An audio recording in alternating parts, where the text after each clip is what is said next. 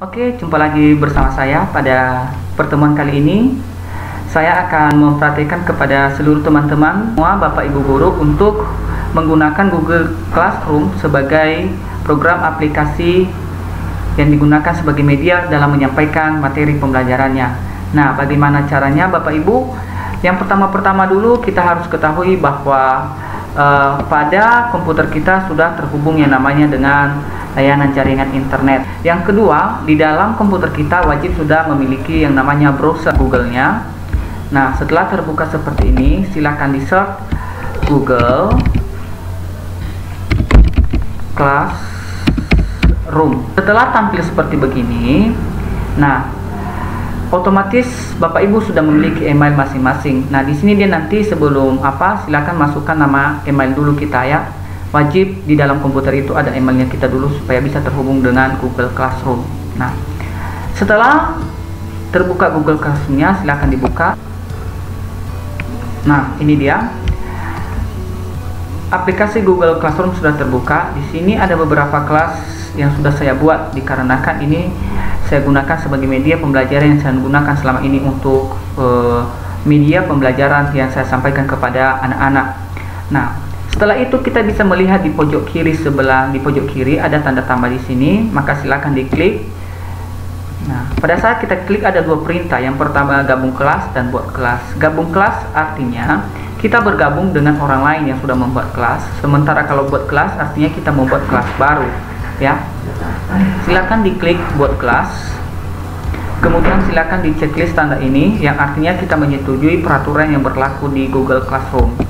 Kemudian kita lanjutkan.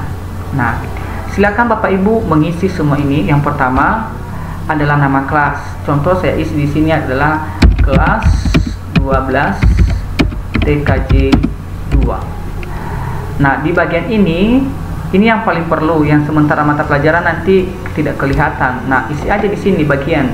Nah, bagiannya itu isi mata pelajarannya, misalnya bahasa Indonesia. Nah, setelah itu baru buat. Nah, setelah kelasnya terbentuk, maka di pojok sebelah kanan di sini ada token. Nah, bisa diklik. Nah, token ini nanti yang akan kita bagikan kepada siswa-siswi kita, dimana pada saat anak-anak kita nanti juga masuk pada Google Classroom, mereka mengklik tanda tambah tadi, kemudian mengklik yang namanya gabung kelas tadi. Jadi mereka diminta password ini, ya. Mereka diminta password ini. Nah, setelah itu ada beberapa menu yang ada di atas ini. Yang pertama menu forum, menu tugas, anggota, dan nilai. Yang pertama forum. Nah, di forum ini, di sini kita akan memberikan yang namanya materi kita, Bapak Ibu. Nah, dengan cara klik yang ini di bagian ini, isikan misalnya apa yang mau disampaikan kepada anak-anak kita. Misalnya, silakan dikerjakan dan disimak materi ini dengan baik. Nah, setelah itu baru kita lampirkan materi kita, ya. Materi kita itu apakah sudah ada di Google Drive itu, di Google Drive yang sudah kita punya, atau kita bisa memakai link melalui file. Nah, file itu bisa melalui misalnya Microsoft Office, ya, Word, Excel, PowerPoint, dan sebagainya. Nah, kemudian bisa juga melalui yang namanya YouTube. Nah, yang ada YouTube-nya boleh lampirkan ke sini. Nah, tetapi yang saya akan ajarkan kepada teman-teman semua adalah menggunakan file. Nah, file yang saya gunakan di sini adalah file dalam bentuk PowerPoint. Nah, yang pertama silakan diklik upload. Nah, pada upload ini silakan diklik browse. Nah, browse. Misalnya materi saya ada di sini. Materinya kemudian saya open. Nah, kita tunggu sampai materinya ini sudah masuk. Nah, ini sudah masuk. Setelah itu silakan di posting. Maka secara otomatis nanti apabila anak-anak kita sudah bergabung pada kelas kita itu, maka anak-anak kita akan mengetahui materi yang sudah kita kirimkan.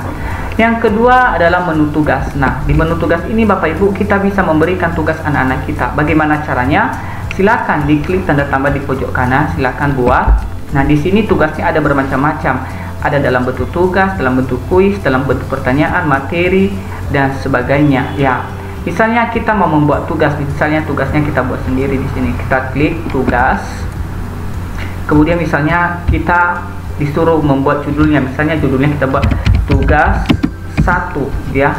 Kemudian petunjuknya itu misalnya kita silakan dikerjakan dan dikirim kembali pada kelas ini.